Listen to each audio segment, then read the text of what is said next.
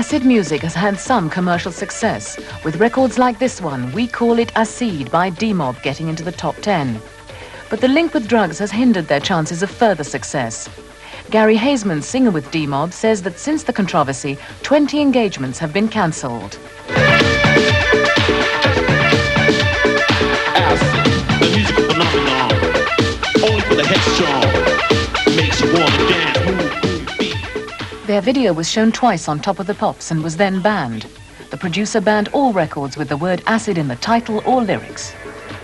The lyrics actually say, if you thought it was a drug, now you know you're wrong. We done, when we were making the record, we done this because we kind of saw the drug overtones which were about to happen, in a sense. I've never taken drugs. I don't even drink, so why am I going to make a record telling people to go and take drugs? No, I don't do that kind of thing. I feel sorry for the kids who are out there, who are drug-free, who like acid house, or whatever you call it, house, whatever, and they like to dance, wave their hands in the air, and their parents thinking, God almighty, are my kids on drugs? And that is only from a certain newspaper. What would you say to reassure parents who are worried about letting their kids go out at night now? Well, if you've brought your children up properly, and you love your children, and you know your children, you'll know if they take drugs or not. You don't need acid house to make them take drugs. The ban on Top of the Pops gave the impression that the BBC had banned acid house music completely, making it even more unacceptable to parents. I can categorically say that the BBC has not banned acid house music, and in particular Radio 1 certainly hasn't banned acid house music. What has happened is that the Top of the Pops, the BBC's premier pop show, has decided not to play tracks that have references to the word acid. We, on the other hand, decided to carry on playing acid house music because we've been aware of this for some 14 months. It's almost a bit of a storm in a teacup, really, after quite such a time. And we understand what the true meaning behind acid house music and the term acid is in this particular genre of music. Is it once more a cynical exploitation of youth culture by the media, merely to generate headlines to sell newspapers? Some newspapers have called acid house music a sinister and evil cult which lures young people into drug taking. The message is certainly getting across. What do you know about acid house music? There's meant to be a drugs-related craze. Seems to be the most worrying thing. And where did you find that out? That was in the paper. Do you think it's anything to do with a certain religion, do you think? No, is it anything is it? like that? No, it's more to do with a kind of a drug, isn't it? It's a drug. Yeah, well, those that take it ought to be ashamed of themselves.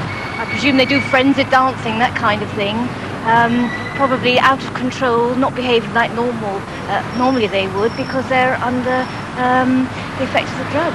I've just read about it in the newspapers that acid house music, I assumed it was something to do with the drug scene. It must affect the brain in some way. Unless it's just the music that does it.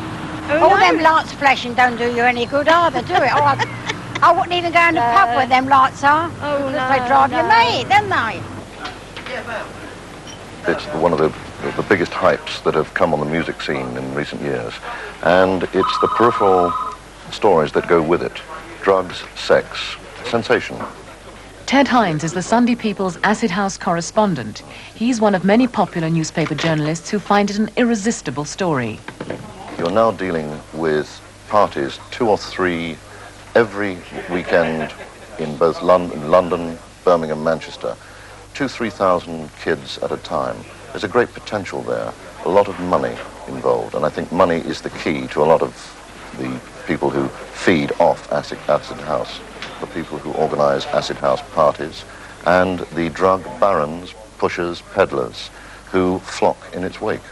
Unfortunately, the popular press has moved into the sensationalism of the drug and the scene that it's associated with, and extended the coverage. And in extending the coverage, it's actually advertising. I mean, Saatchi and Saatchi couldn't have done a better job, in essence.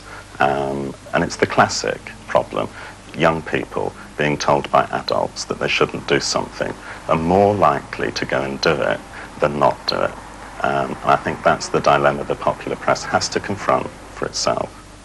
The hype is not from us. The hype is there in the acid house music itself. It will come and go. As I said, next year there could be something else.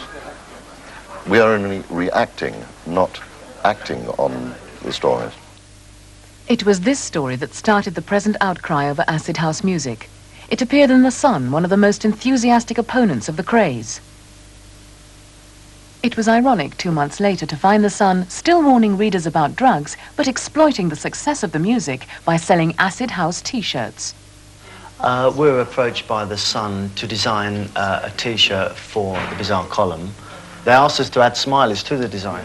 They gave a full page in The Sun, and this is the promotion here, with the headline, "It's groovy, cool, it's our acid house T-shirt." So they promoted it as Acid House. We were totally surprised. We didn't expect them to promote it as Acid. And then what happened?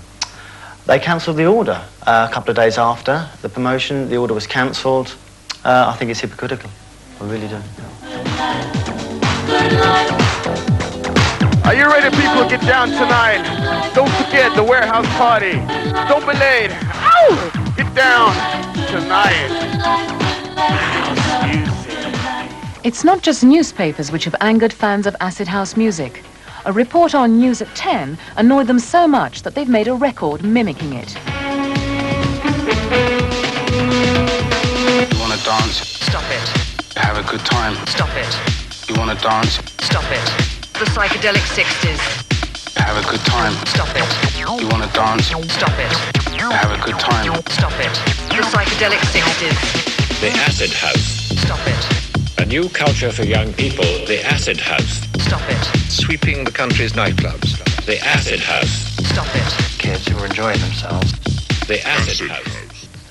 So far, 3 newspapers have named 3 different people as the Mr. Big of Acid House. One of them, Tony Colston Hayter, has been involved in the organisation of 6 warehouse parties. He's so unhappy at the way the media has reported acid house music that he's producing a video which he believes will set the record straight. The first time I walked into a really properly happening warehouse party, it just totally blew my mind. I couldn't believe that this quantity of people could all be dancing together and nobody looking over their shoulder at someone else or thinking, what does he think?